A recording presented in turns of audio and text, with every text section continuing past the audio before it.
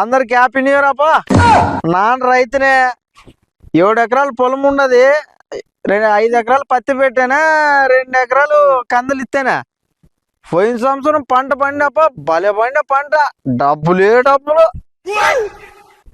ఈ డబ్బులతో ఏమని చేయాలనుకునేనే, కారు కొందనా లేకపోతే ఏమన్నా హెలికాప్టర్ కొందనా, లేకపోతే ఇంక హైదరాబాద్ లో బంగ్లా తీతనా అనుకుంటున్నానప్ప.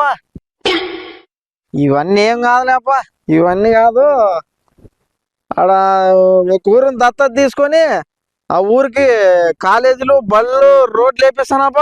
అయింది పోతే పని అక్కడ అయింది. కానీ